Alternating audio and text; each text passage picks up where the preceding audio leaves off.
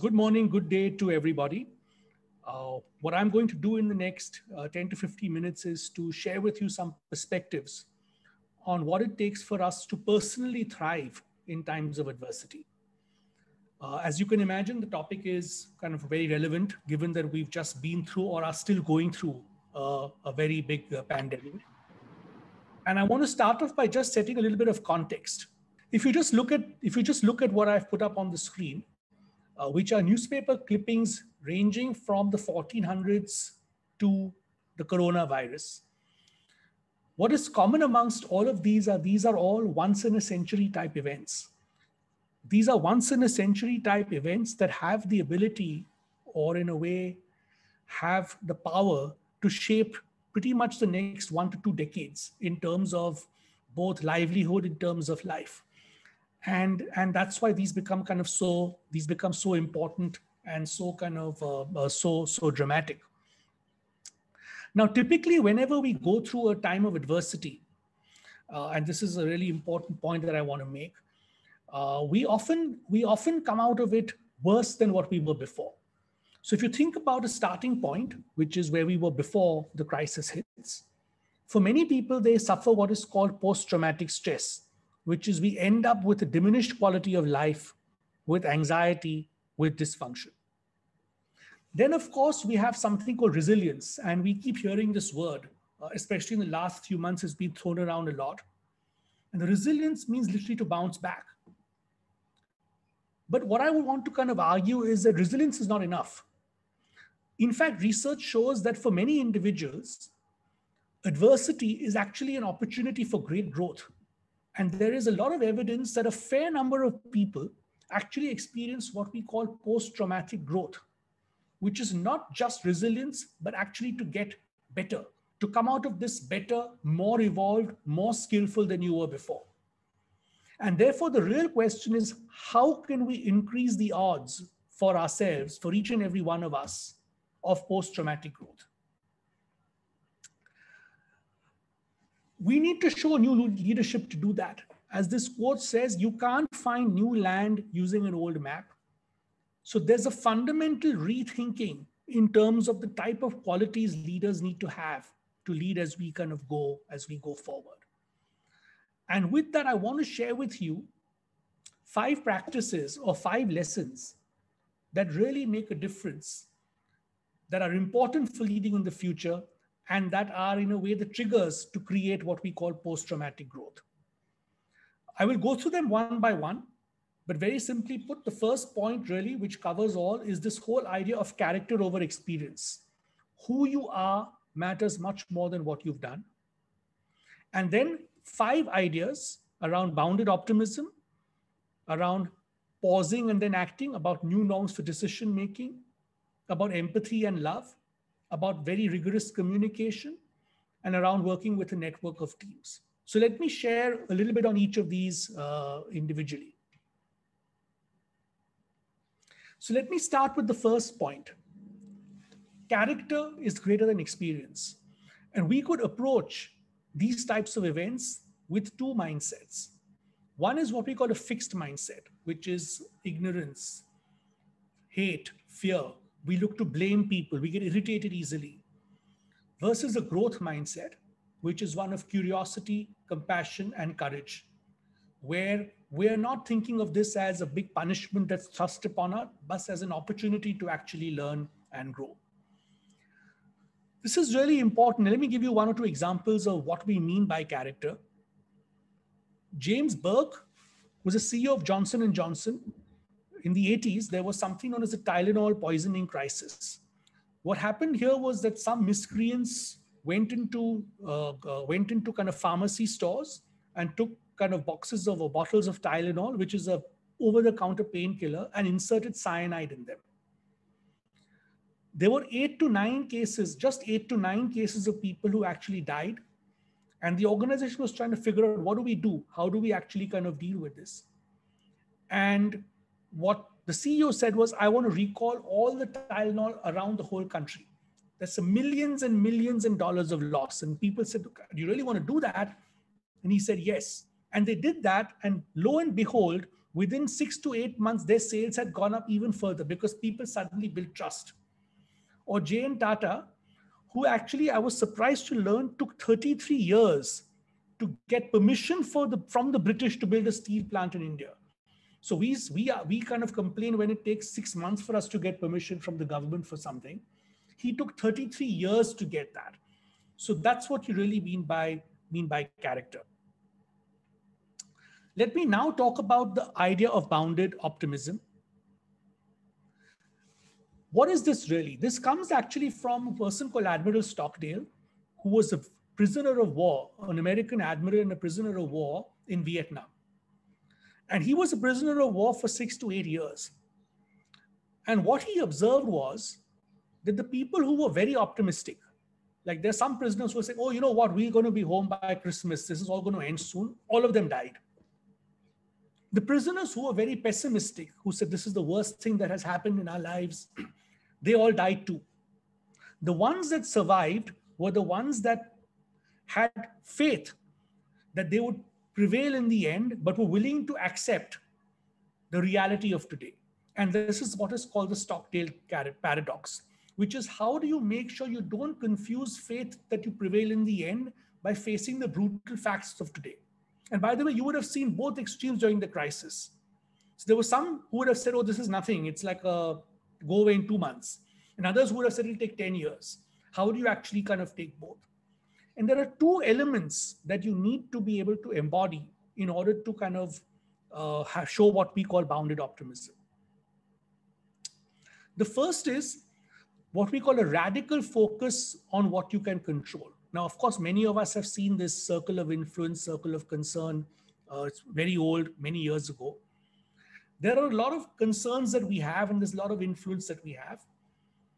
The whole point is, how do you take a radical focus on what you can actually control? So, for example, there might be a list of things that are in my circle of control. It could be personal health, it could be my life savings, it could be the health of my family. I can't do anything about many of those. But there are a few things that I have a radical focus, or I can have a radical focus on, which is under my control. So how do I identify some of those things that are really within my control and make sure I really focus on them? So that's the first part of bounded optimism.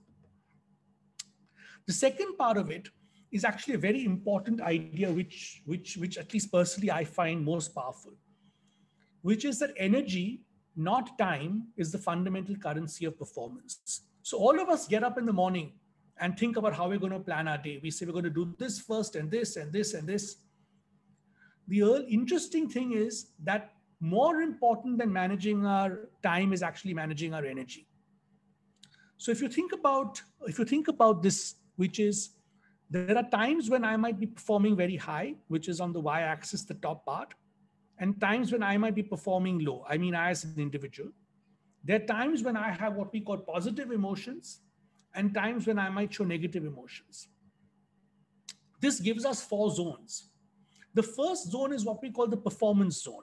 This is when I'm delivering what I need to do. I'm really doing well at my job, but I'm also enthusiastic, optimistic, passionate, right? And it's midnight. I'm at 1 o'clock in the office, but I'm still feeling alive. There's then a point which we call the survival zone, which is when I'm impatient, I'm irritable, I'm defensive. I'm still performing, I'm still delivering, but my emotions are not in the right spot. And if I continue to be in that space for a while, I'll end up in what is called a burnout zone, where I become exhausted, hopeless, empty. And of course, then finally, there's a recovery zone, which is where I'm relaxed, peaceful, and recovering. Now, the tendency we all have is to try and be in the performance zone all the time. That's not possible. And if we try to remain in the performance zone all the time, what happens is we slowly slip into what we call the survival zone. And then the road from the survival zone to the performance zone is a one-way street. You can only go one way. So we then land up getting burnt out. So the real question is, how do we actually balance our energy? How do we figure out what gives us energy and what takes away energy from us? And how do we actually manage it? So what we need to realize is that there are some things that drain our energy and there are some things that give us energy. And being aware of what drains and gives us energy allows us to actually practice energy management and to recharge. A really important element. The book's written about this, and it's really, really quite important. And in a sense, it's really about moving from an old paradigm of managing time, stress, to manage a new paradigm of managing our energy, where we manage our energy. Downtime is useful time. We have a bunch of rituals that actually make us work. So again, on bounded optimism, 2 points. How do we have a radical focus on what we can control? And number two, how do we really manage our energy? The next thing is around how we make our own decisions. All of us face what we call triggers. So triggers are something or someone that makes us react in a non-productive or a dysfunctional way. So for example, I am in a discussion and somebody says something in a rude way to me, I can get triggered. Or I'm a person on my team is supposed to complete something at a certain time and he completes it 3 days later, I get triggered. And what you find is that you can get triggered by situations, by type, by people, by behaviors. What this does is it makes us unproductive. And in times of stress and adversity, we tend to become unproductive even more often. We tend to react in ways that are not actually helpful. Being aware, number one, of what our triggers are is really important because it allows us to then lead in a more effective way. And once we're aware of them, using something that we call a very simple tool called the pause button. And what does this mean? Typically, there's a stimulus. Something happens and we respond. We respond almost automatically, right? Imagine that something happens to us. We're actually able to take a pause and think about the most useful way to respond. This actually comes from the work of a person called Viktor Frankl, who was a Jewish psychiatrist who was in many concentration camps during World War II. And as he was kind of walking into the gates of Auschwitz, the guards took away his life's work and threw it away. And as he was walking in, he made 3 promises to himself. He said, number 1, I will survive. Number 2, I will learn something. And number 3, I will help others. And he was able to do all 3. And what he realized was that it wasn't the youngest or the strongest who survived. It was those people who actually had a reason to live. And he came up with this beautiful phrase, which is, between stimulus and response lies the freedom of choice. So how do we put kind of choice back into what we want to do? And just to summarize that, the 3 kind of steps to being able to deal with our triggers. One is self-awareness. So I'm aware of what my triggers are. Second is pause in the moment, and then come into choice, reframe that. The third topic I want to talk about is empathy and love, and why this is really so important. And I want to start by sharing a little story. So some of you may be aware of this, but in 1914, during World War I, on Christmas Day, the battle was raging between the Allies and the Axis forces, the German troops. And they used to have trench warfare in those days, where there would be these long trenches where people would dig in and they would be shooting at each other. It was horrible. It was cold. It was wet. It was Christmas Eve. And suddenly from the British side, they heard the sound of carols being sung in German, of course. And they were wondering, are we really hearing right? And then they heard it again. And then they started singing carols back. And then in some time, they saw a few soldiers from the other side walking over. So first they thought maybe this is a trap. They're going to kill us. But then they realized that actually it wasn't a trap. They were kind of, they came in good faith. And then the most miraculous thing happened. Soldiers from both sides got out of their trenches and started to meet each other. The next day on Christmas Day, they exchanged gifts, they exchanged drinks, they played football with each other. And then in the evening, on the Christmas evening, when the day was over, they went back to their trenches and started shooting at each other. Now, what this shows is that even in the most hardest of human circumstances, when people are actually killing each other, there's still a need for human connection, right? And in a way, you can almost say that love is the most universal and mystical of cosmic forces. And we don't talk about a lot about that in business, but it actually is very kind of important even in the business world to actually kind of to actually kind of talk about it.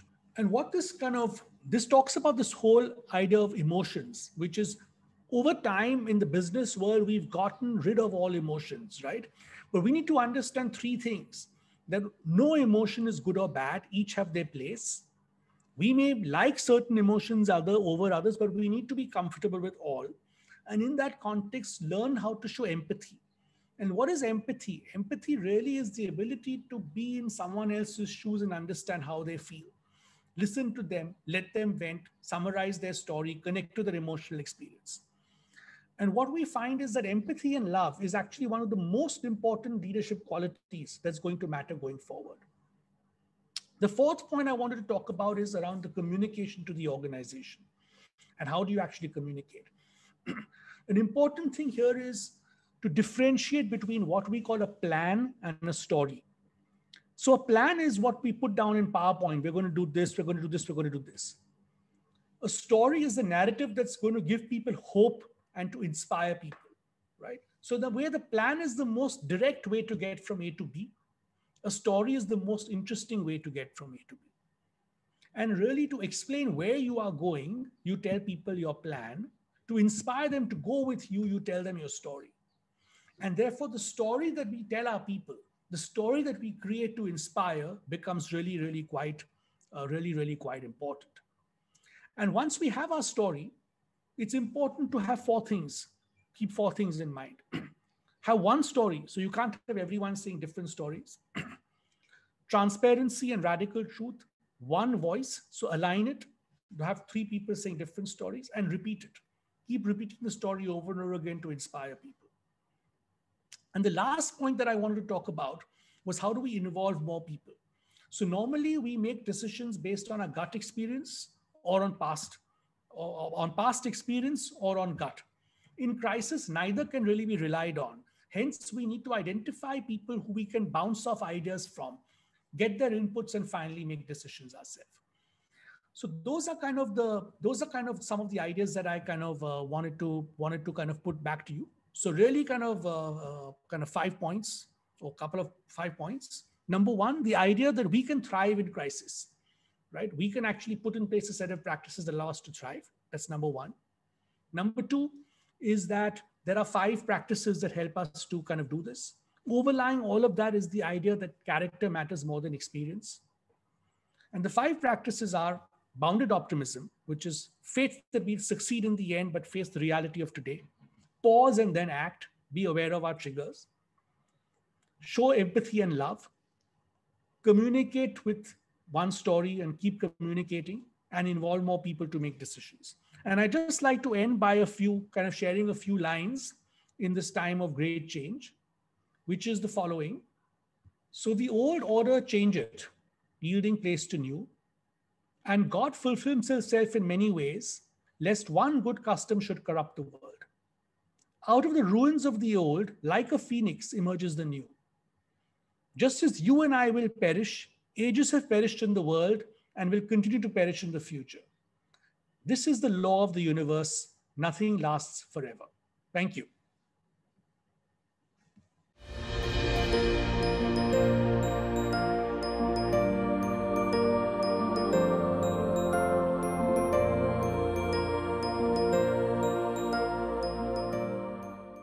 Good afternoon, everyone, and welcome to this very exciting and interesting panel discussion.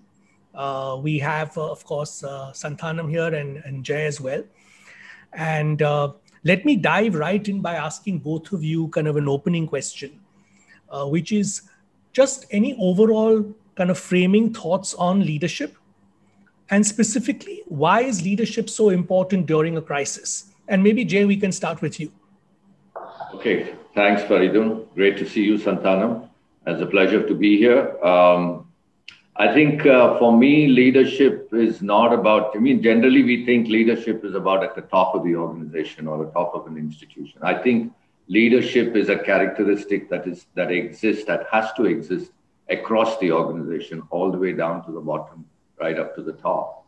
And leadership for me is about visualizing an agenda, whether it's at the lowest level or at the highest level.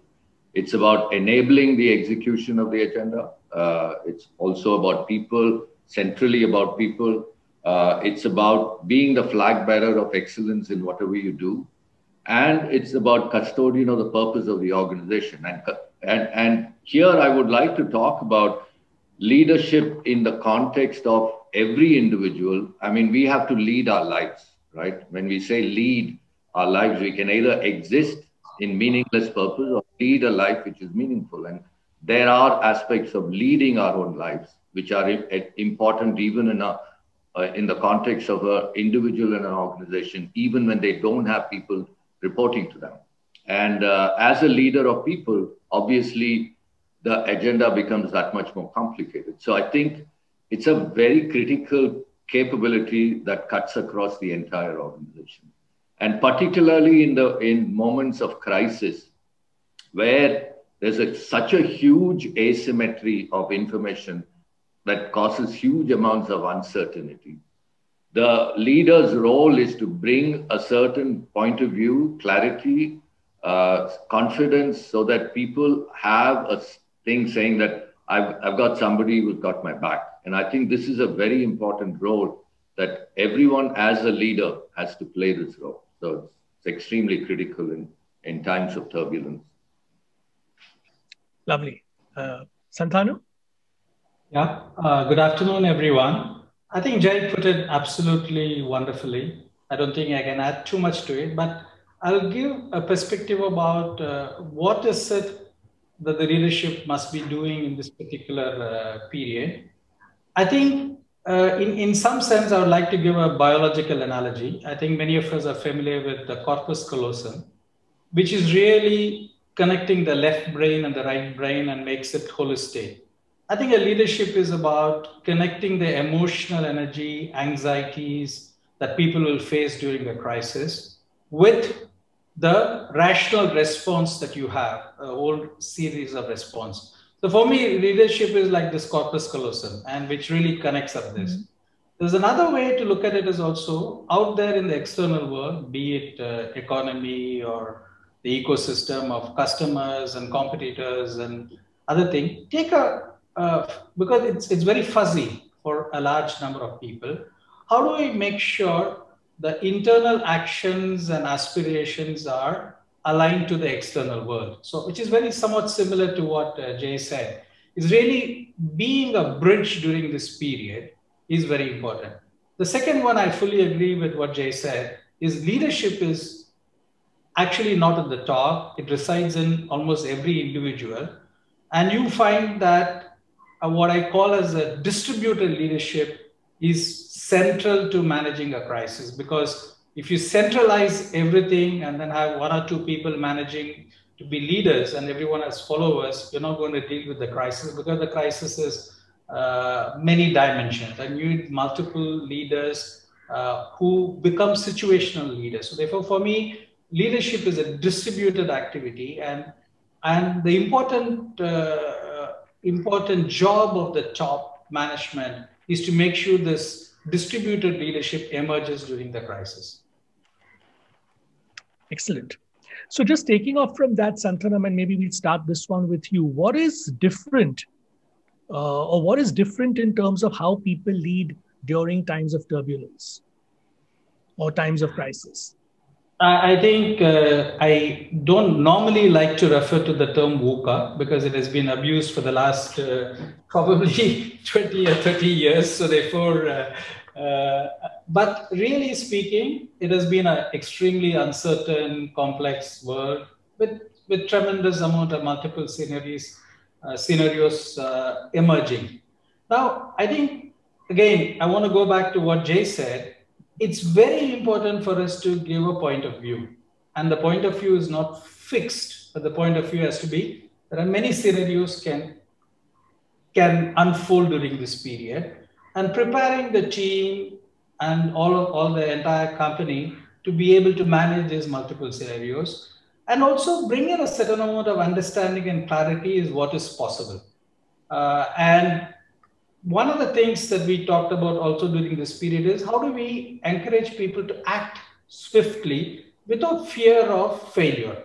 To me, I think this is an important aspect in crisis, because people are looking for directions, looking for a little bit of clarity, looking to see whether, importantly, and I think I liked one of, I don't know whether it was in your speech, that we want leaders to show up during the crisis, to show up during the crisis, that we understand this ramifications of this crisis. We know what needs to be done, a range of action that we have to do. We are with you in this particular crisis. So that's, to me, a very important aspect. Thank you. Jay? Yeah, I think I'd like to supplement with what Santanam said. When you go through these space missions, there are these astronauts in the middle of nowhere. Everything is dark and everything is uncertain. They don't know what they're going to encounter. They've trained themselves for a lot of things. But just that voice which says Houston calling, right, completely changes their level of comfort. And I think in a crisis, the leader's role is Houston calling. Just be there, provide that message. I'm there, I'm looking after you. You go forth and do whatever is necessary, and I'll back you. I'm there for you. I think that's the most important aspect, the role a leader can play. And to Santanam's point, it's not just the CEO who does that. Houston calling is a message that has to happen throughout the organization, and telling each other that we are Houston calling and we are there, we'll get it, we'll go through it, and it's all right, we will make it happen, right? I think that's the most important thing. And to Santanam's point, a leader has to be at the front. And, a lot of battles that are won where the leader emerges alive, I think the leader has not done his job. A leader who gets wounded in battle is the one who's led from the front. The leader who is not is probably sitting right at the back and letting somebody else take the brunt of it. Yeah. Well, I think that's beautiful. I love the idea of Houston calling and showing up. Yeah. And I guess my next question is in that context, right? Which is, of course, we want leaders to show up, to be there, to say, I have your back. But is the leader expected to have all the answers? Maybe Santanam, we can start with you. I don't think so. I think if any leader has the view that he or she has all the answers, I think that's a very faulty assumption.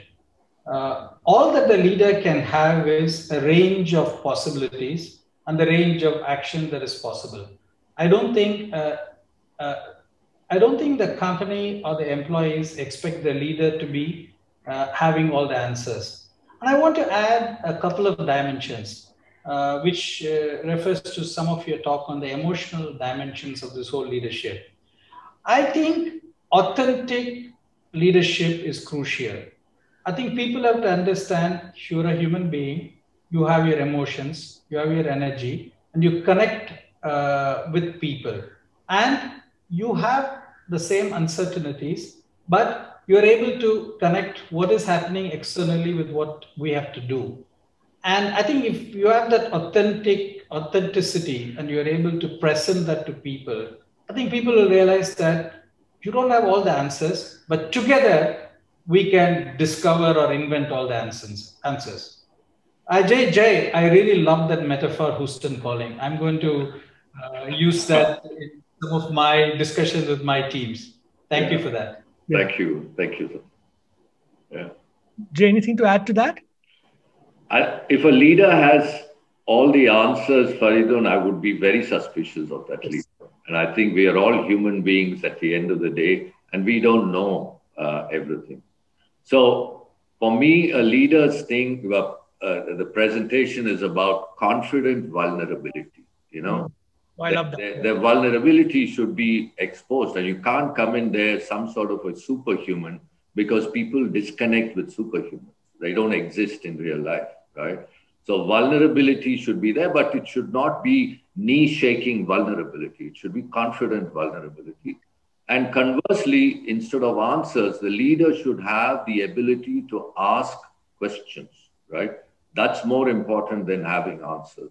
The ability to ask deep, probing questions. I think that's really what the leader's role is. And that's the one that's going to trigger people's mind. Right? Beautiful. I like that confidence. Asking yourself the questions before you go and ask it in front of someone else, right?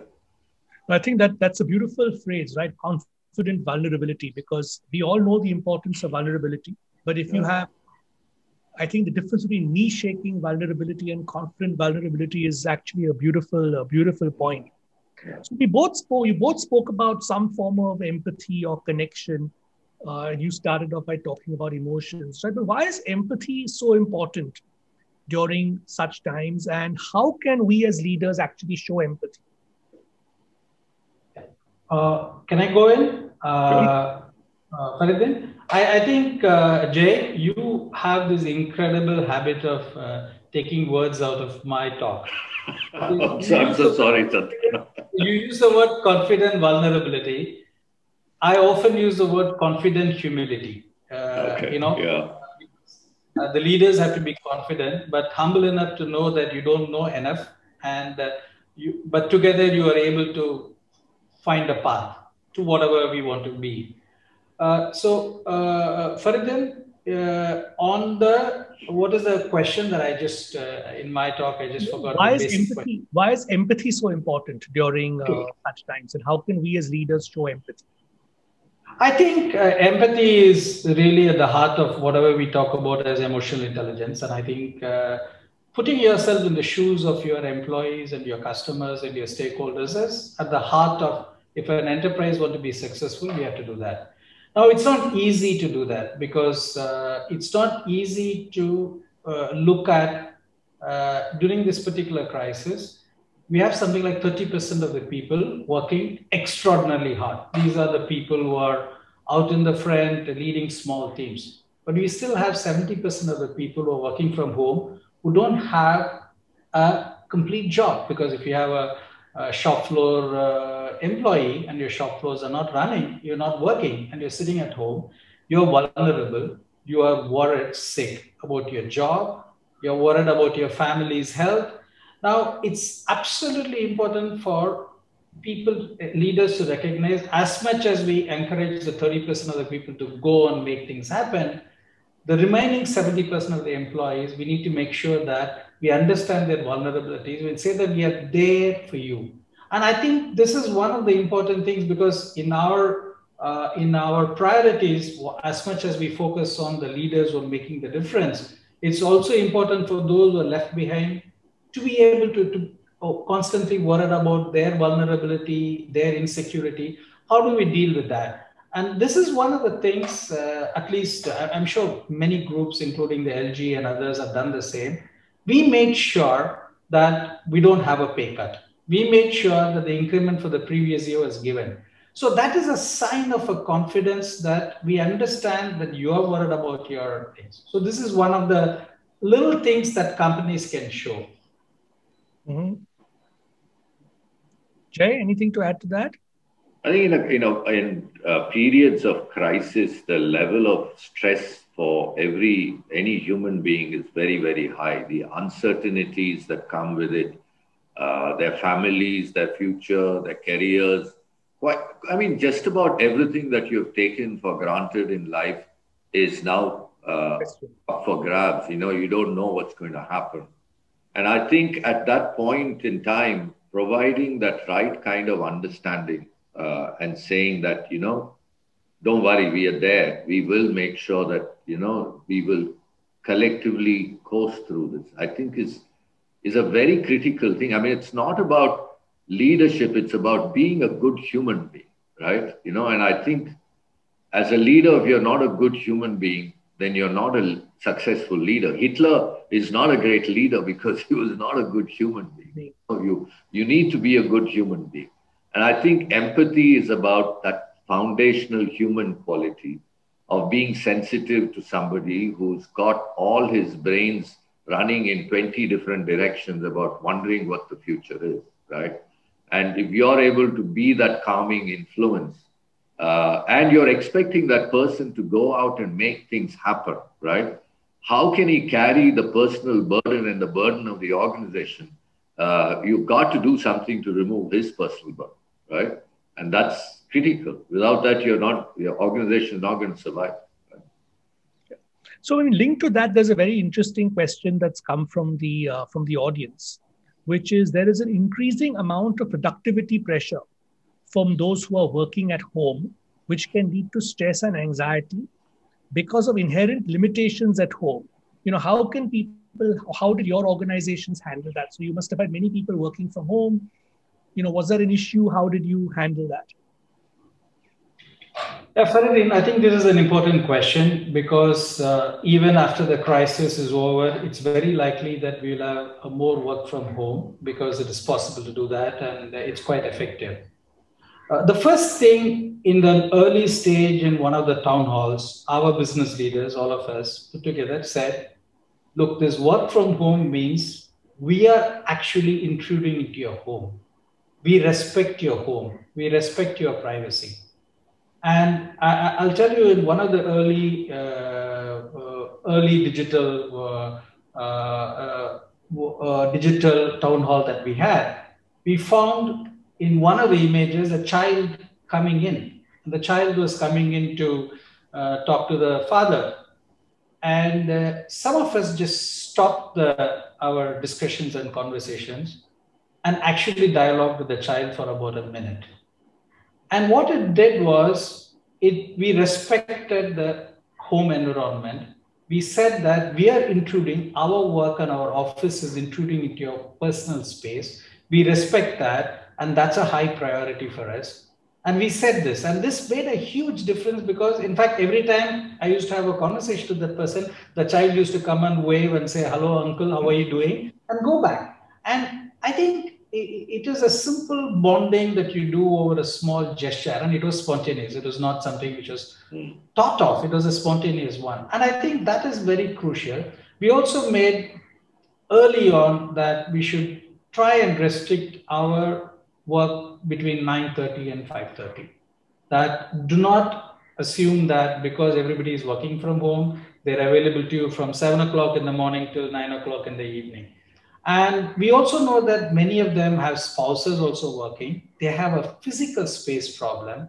We told them that if you are unable to join, it's okay. If you're not able to show up because your spouse is working and she or he has another call going on, you have a challenge of bandwidth, it's acceptable. It's not something that we expect you to show up every day for every call. So I think this gave a tremendous amount of comfort to the employees that the company is not really occupying the center stage in their life. It's company plus family plus home. That's what matters. Yeah. Jay? No, that's a great summary, Santan. It's fantastic to see that kind of response from your organization. I think when this whole crisis hit, work from home became a compulsion. And we were all fearing how business is going to be run. And then it became a eureka moment and say, wow, we can actually do this. So it went from a problem to an opportunity, right? And to Santanam's point, we had to make sure that the opportunity is not abused, because this is about people, right?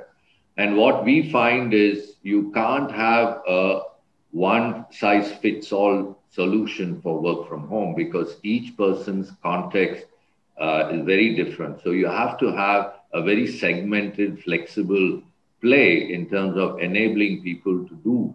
For instance, for a lot of times, video is not possible. It's okay. Don't insist that they should come on video. It's okay. I mean, like to Santanam's point, it's their privacy that we are looking into. And if they don't want to be on video, that's okay, right? So it's still, the jury is still out. I don't think anybody has got a very clear formula of how to make this work. There are a lot of theories and testing and trials that are going on. Where it will settle down in a steady state is very difficult to say. But there will be some work from home because it has some benefits for certain segments of employees. Yeah. Great. So look, the next questions again come from the audience, and it's on a different note, I guess, and it's a question more from the youth, which is that many reports indicate that more than 75% of graduates in India are not employable. when survival is itself at stake due to the lack of job opportunities, how should these students plan for growth? Any advice you would have to them to keep motivated, especially in such times when I guess jobs are less? That's the question, which is, first of all, is that your perception as well, that 75% are not employable? And what advice would you have for students? Faridin, I think there was an old hypothesis that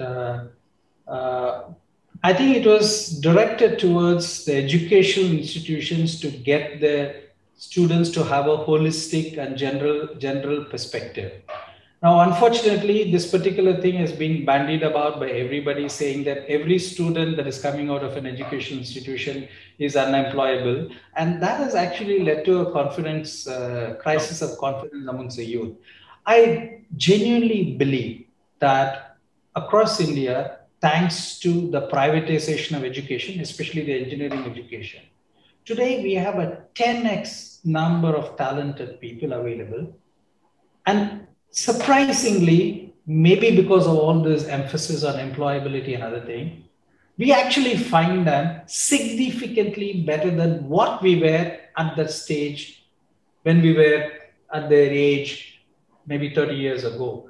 So we actually today, a lot of our digital transformation is being done by 24 and 25-year-old who are really doing things very differently than what we would have done. So I don't think this particular hypothesis that people are unemployable is any longer valid. I don't know even if it was valid before. The second one is that it's also an important thing that after that period where we looked at productivity, we reduced the number of layers in the organization, we've cut costs. When I look at the next 3 years for our own group in India, we are back to a growth phase. We are back to investment mode. We are back to looking for talent. So I think there was a temporary pause, but if you really look at almost all sectors, okay, in India today are looking for the right talent. So I would not be worried about this. It's a temporary pause. I also want to differentiate the COVID crisis is different in quality and quantity compared to a global financial crisis. A global financial crisis are a very long, slow period of people getting back. Whereas surprisingly, unlike many of the economists who thought that this would be a similar kind of a crisis, I personally believe that the COVID crisis has really brought us all together. We are collaborating better. We've become more efficient and more effective. And therefore, the post-COVID, there would be a burst of growth opportunities for both companies. Almost every large company that I know is having the same view that we are on a growth path very, very soon. Yeah, yeah, I agree with Santanam. This whole employability, I think is more of a ghost and a fiction. I don't think that's true. Maybe it was a message that was crafted to get the colleges to get their act together. Yeah. And I also agree with him that the growth has been just phenomenal. I mean, for us personally, it was just 1.5 months of challenge in April and May. And since then, we have been doing better than the previous year. So I don't see, and I think we are not unique, and we are hearing the same thing from most other businesses.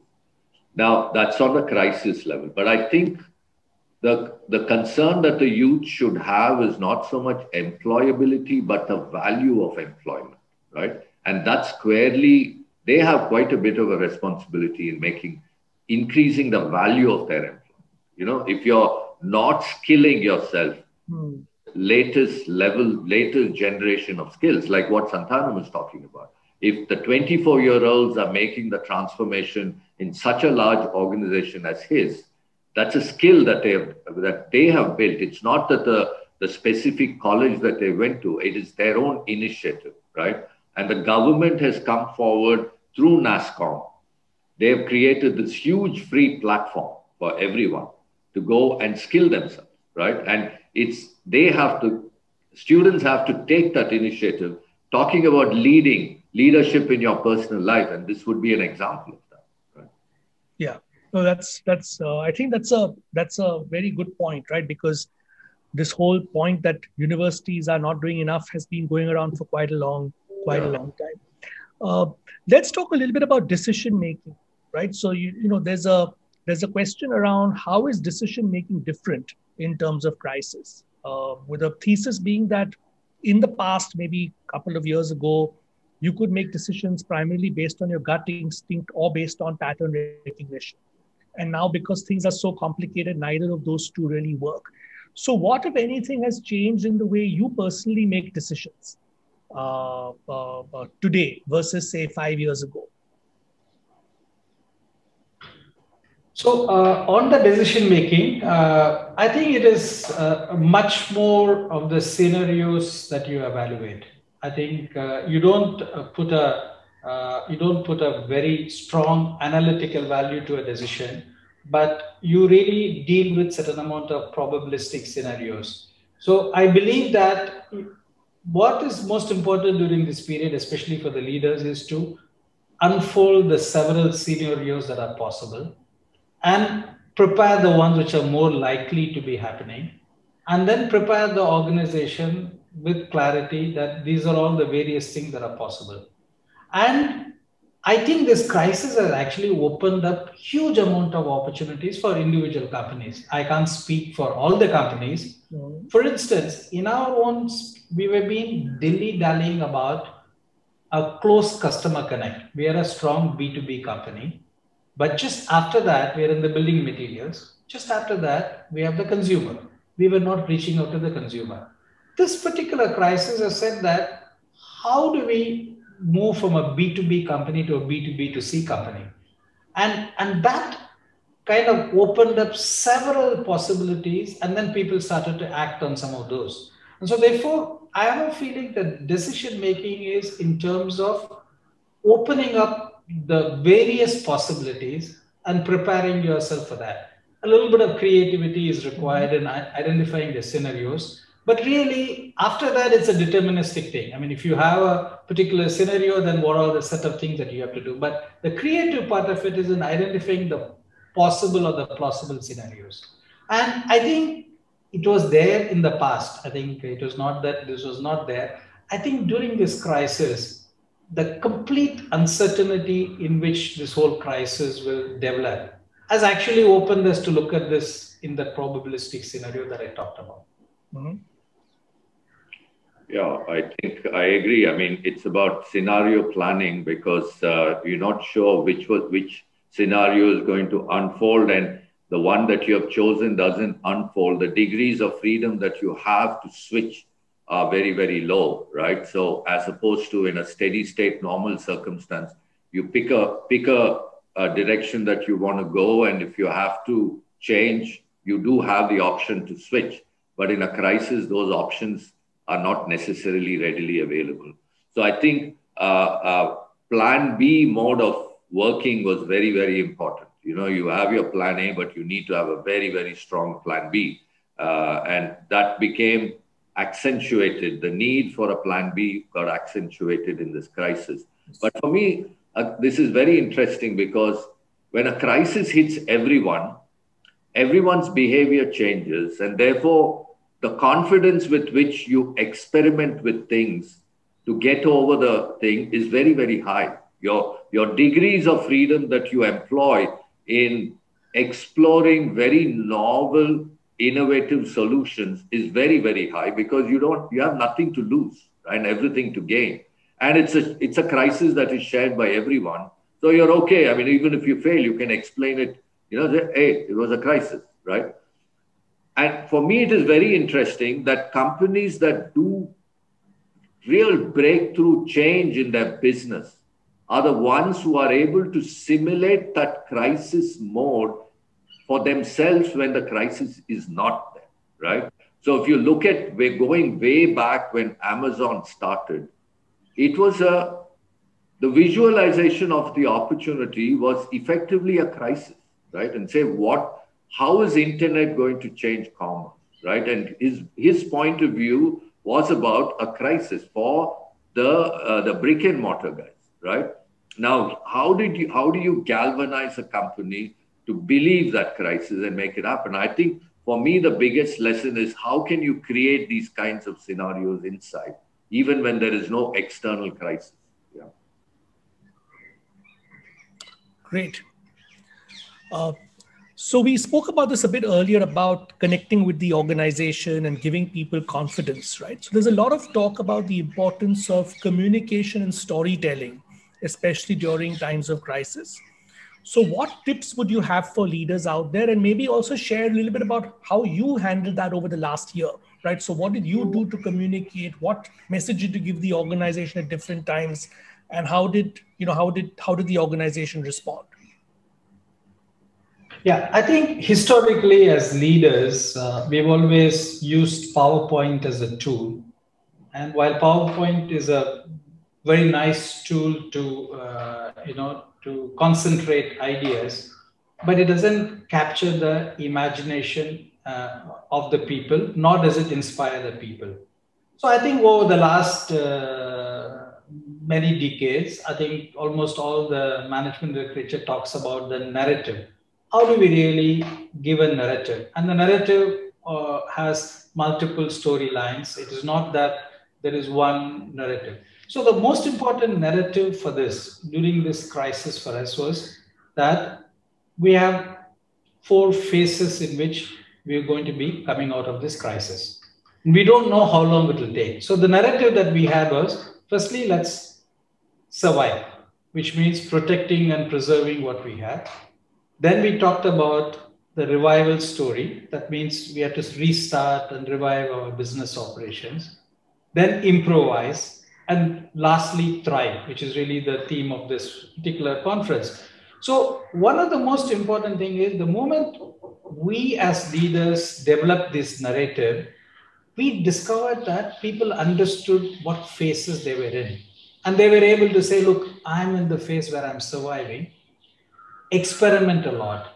That's number one. The second one is, I think we are, Saint-Gobain was going through a transition globally, and India was no exception.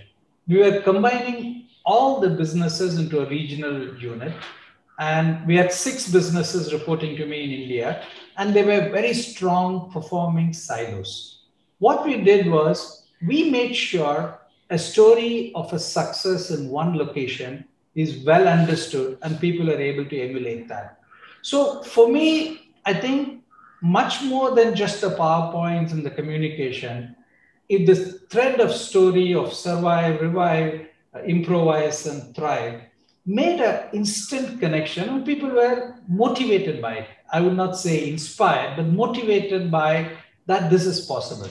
And most importantly, we wanted to say that at the end of it, we will collectively prevail. I think that was an important element. We said that we are strong enough, we are competitive, and we can provide. And I think that was an important narrative right through. And that was manifest in the actions that we did. Like I said, that we said no pay cut, we said no salary cut, we said increments given. So all of that reinforced the fact that we will thrive at the end of it. So therefore, this was very important. And that's why I liked what she talked about as the bounded optimism.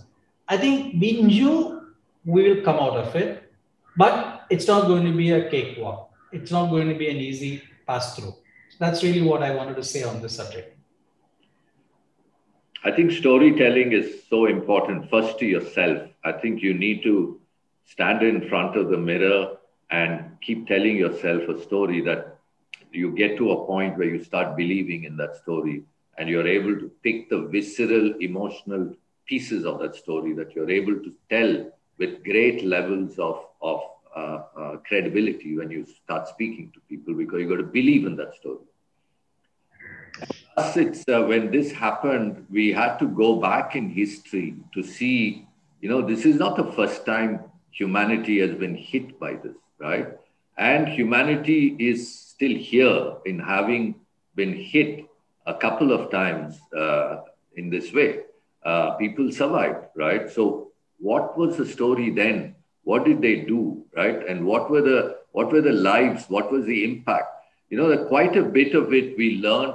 We tried to glean from history and say, what were the positive aspects rather than keep looking at how many people died during the Spanish flu, the spread from Philadelphia, they didn't handle it well. We didn't look at all of that. We said, what are the positive aspects of it, right? And therefore, how do you preserve yourself using the examples of positivity, right?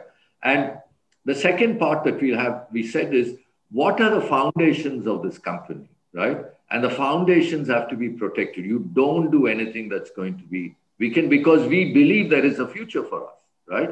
Yes, we are going through a storm, but there is calm waters ahead. So we need to make sure that the ship is strong. We create financial stamina in the organization to go through it. We do all of that. But the foundations of the company, we are going to invest in. So we demonstrated that by saying technology is critical for us. And we said the technology budget pre-COVID is going to continue at the same level. We are not going to change. So these were all very visceral symbols of confidence that we are saying, this is just a storm. It's okay. We're going to get calm waters in the future. And I think telling snippets of stories from the past that reinforces the position that we are taking is very important. You're muted. Faridun, you're mute. Saying almost like micro stories, which is small stories. Absolutely. Absolutely. Getting that. So in all of this, we've spoken about the leaders' kind of role in motivating the organization, making decisions, doing everything. But how can leaders manage their own composure and energy during these times? Because that, again, if you're not, it's like in a plane, if you have to first put on your own oxygen before helping someone else, right? That's what they always tell you. So what tips on managing your own composure and energy? I think the most important thing to recognize is this is a crisis which is affecting everyone. So the moment you recognize that, there is a certain calmness that comes to you and that you are able to manage your energy. And one of the important thing is, at the early stage, sometime in the early April when I had a town hall, I had some of my colleagues came back and said that, Santanam, you said something like this, but the tone with which you said may convey that you are anxious. Okay, can you cut down this anxiety? Okay, because if you're anxious, we have 10,000 people who are going to say, oh, the leader is anxious and therefore there's something much worse and they're not telling. So what happened is that this particular feedback is something which helped me to manage my own emotional energy, because we are anxious. We have a lot of uncertainty. We don't know which way it's going to go. Okay. We know that we will prevail eventually. So that's when I said, I moved from a frame of anxiety to managing my own energy and motivation levels. And I think this shift was really helped by a very honest and authentic feedback from my colleagues. Now, so I think it's very, very important during this period, be open, expand your circle of people who will give you feedback. It could be your own colleagues, fellow leaders, or it could be the peer-to-peer networks that we are talking about who tell you how are they dealing with it. But 1 month into this crisis, I think a lot of us recognize that immense possibilities post the crisis. And that added zest and energy to most of us. And therefore, we were not consumed by what's going to happen in the short term, but we are really looking at it beyond this. What are the steps that we have to do today in order to prepare ourselves for a much stronger future? Thank you. Yeah, I think accepting the reality took some time. It's like, why did this happen? Fortunately, you are not asking why me, because it was why us, right? So that kind of changes the level of stress, because there's a collective crisis. It's not just you that are going through it, but you still have that why us and what's going to happen, right? So you go through that period where there's a tremendous amount of uncertainty or inability to articulate. Then you accept that reality. Once you accept that this is real, this is what it is, there's no point in trying to look at this horse in 20 different angles. It's still a horse. It's not going to change. And the world is still round. It's not going to become flat. So once you come to that, then you start looking at how to convey that message across to people. And what we did was we did a series of videos, right, of people talking and conveying why we will get through this, right? You know, we kept talking small snippets of videos that we shared because we couldn't meet each other, right? So we created platforms by which we could share this to the entire universe of our company. And those things add a tremendous value for individuals because suddenly they are hearing the company talk. It is not just the CEO talking, but quite a few people sharing their own experiences and how things are not as bad as we think it is, right? So I think that was a very positive thing that happened. Great. So I think we have time for just one last question. I just wanted to add a point to what you said. I'm sure that Jay can also add. We actually found during this particular crisis, our employee engagement level was significantly higher. True. We had an order of magnitude higher level of employee engagement, and which is, I'm sure that this is there in many good companies and great companies. More importantly, we even found when we did a survey sometime in September, we did the employee net promoter score. We moved up by about plus 16 percentage point. And during this particular crisis. Now, I think the narrative, the storytelling, the many acts, the reinforcement of how people are responding at different places and different functions, all are added to a very strong component of employee engagement. And I'm pretty much certain that Jay also would see that the employee engagement in this group has also moved up dramatically. I almost find the way employees are reacting to us is fundamentally changed. Before it was more aseptic. Today it's more organic. And that's a very big shift. Now, will it remain that way? It's up to us leaders to make that happen. Yeah, I think I'd just like to add a couple of points to that. I completely agree with you. And I think it's also a part of what all the companies did to the employees. You know, one, protect them, protect jobs, protect their financial security without any compromise. And that itself kind of changed the needle. But on top of it, what we did is, even during the crisis, we said, how can we help society, right? So here we were saying, hey, forget about our profits. We need to go out and get whatever money we have. We need to go and help others. So we galvanized our employees in that program, you know, feeding people who didn't have food, right? And providing, enabling shelter for people, you know, the migrant workers, not only migrant workers, even native people who were just floundering. They didn't have food because grocery stores were closed. They couldn't access them and they were in remote parts. So we kind of put that together. And when you did that, it's like, hey, this is not so bad, huh? Right? So that was the kind of feeling among the employees, right? So let's move to the last question, which is that crises are always considered great opportunities to learn and grow.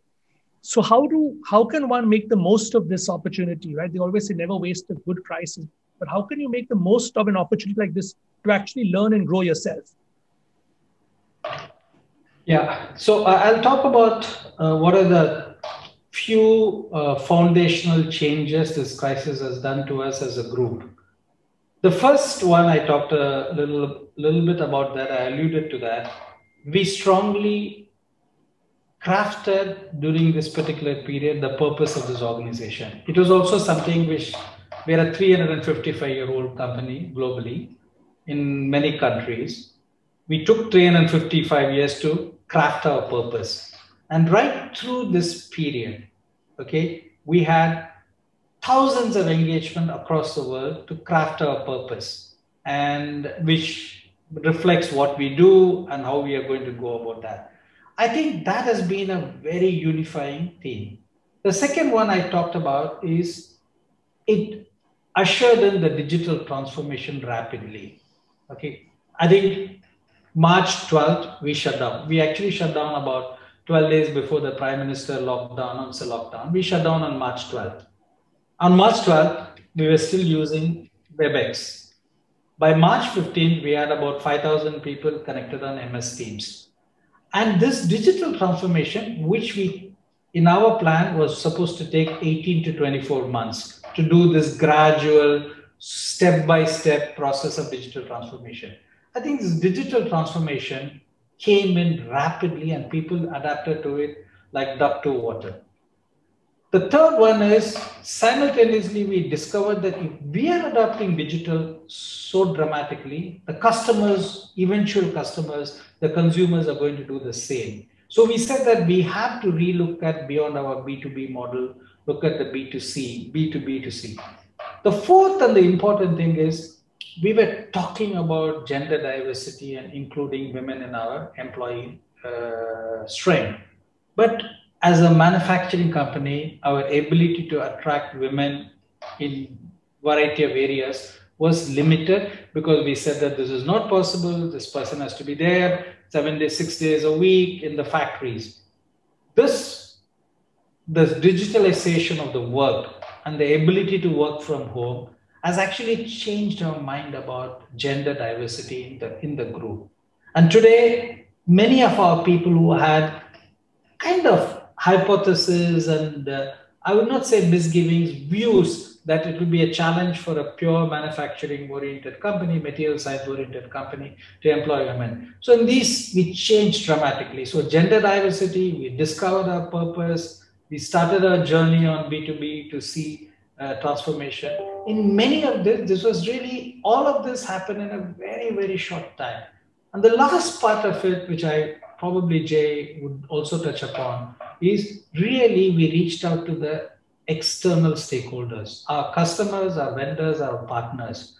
We recognized that they needed help during this period. And many of the hypotheses, which is still floating around in the economies, the MSMEs have been massively affected. So we realized that if the MSMEs are affected, they are our customers, our vendors, we are going to be affected too. So early on, we leveraged our financial strength with institutions to provide them extremely soft terms, massive loans, so that they will survive the difficult period. So I think we recognize that we have to work with stakeholders. In addition to what Jay said in terms of really nourishing the society, but also making sure nurturing the ecosystem that is sustaining us. I think these are very powerful lessons, not just for me, but for the entire organization.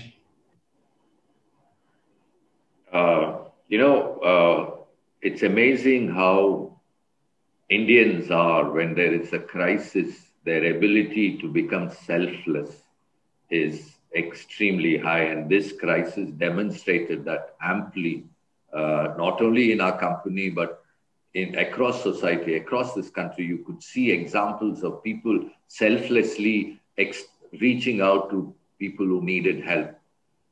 And the lesson for me is, if I have to translate that into a framework and say, what is the lesson there? Typically when you're running on a steady state basis, you look at vertical alignment within the organization, towards your goal. What is the goal of the company? And are people aligned in terms of delivering to the goal? But what this crisis has exposed us is the criticality of horizontal alignment, right? Horizontally, how aligned are you and how important that alignment is across all your stakeholders, across the company, as well as across outside the company in your larger ecosystem. And I think the way we did it, not necessarily through a model, but the fact that we did all this just completely transformed the way we work. And this is a huge opportunity to further strengthen, right? And if you're able to do it, then the kind of value that it can bring to the organization is just tremendous. And that's something that is a very important thing in our to-do list for the future. So thank you. I think we're at time now, but thank you very much for such a wonderful and insightful discussion. And thank you to everyone for listening as well. Thank you.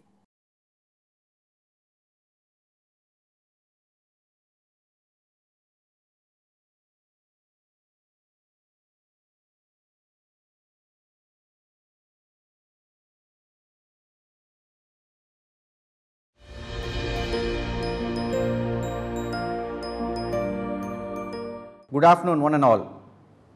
What a memorable morning session we had at this MMA convention with the apt theme, India's Turning Point, Challenges and Opportunities. I am privileged to deliver the formal vote of thanks during this MMA flagship event, Annual Convention 2021, which is the most sought after program in the calendar of management professionals. The sessions today have been a feast of thoughts from thought leaders delving into challenges and opportunities across sectors, inroads into digital transformation, strategies to reinvent oneself, and purposeful evolution as an active builder of the society. It is a given this past 1 year has taught each of us so much. Learning was instantaneous, collective, and disruptive. That's a cue for us to brace and sustain this pace of learning and growth for the years to come.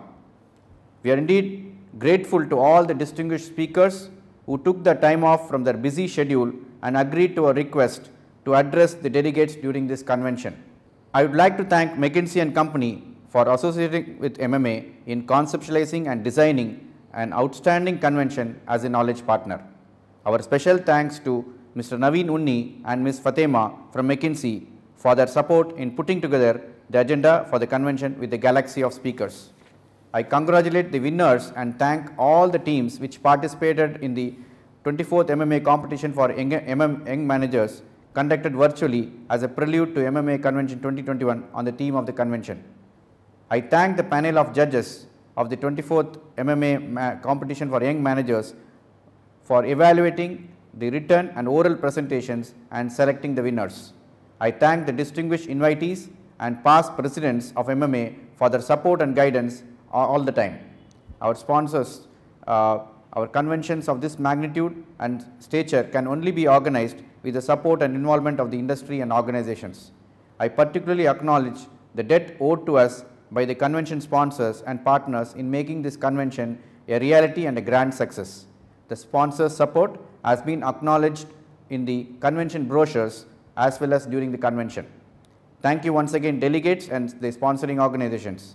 I thank the MMA Managing Committee headed by Mr. Ravichandran Purushothaman, President MMA, my colleagues Mr. C.V. Subbarao, Chairman of the Convention Committee, and the MMA Management Committee members for their support to the convention.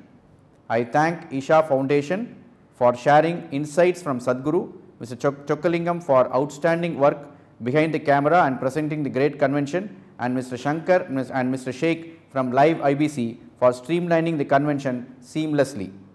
I also thank the student volunteers from St. Joseph's College, Chennai for their support, and all those who are watching the convention live from all over the world and listening live on MMA radio. I would like to thank the members of the media and in particular the Hindu Business Line for their support as the media partner for their presence and covering the MMA Annual Convention 2021. And finally, MMA Secretariat headed by Group Captain R. Vijay Kumar and his team for their unstinted support and hard work in making this convention a grand success. Wishing you once again all the very best, stay safe and stay healthy. Keep watching MMA events and enrich yourselves. Thank you.